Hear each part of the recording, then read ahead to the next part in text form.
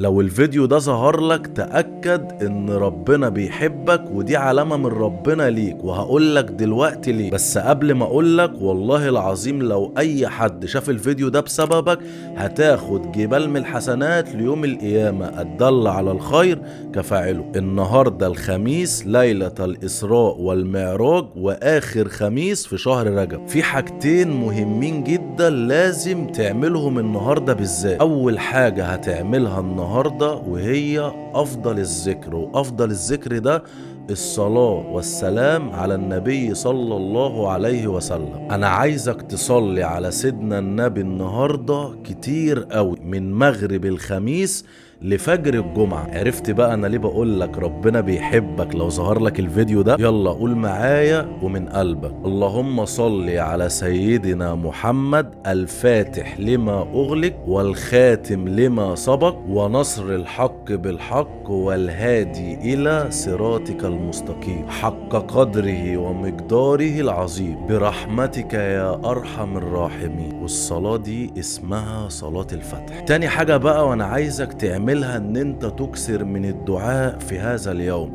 من مغرب الخميس لفجر الجمعة. اكثر من الدعاء والصلاة على النبي صلى الله عليه وسلم. وما تنساش تشير الفيديو ده علشان هتاخد ثواب عظيم جدا عند ربنا.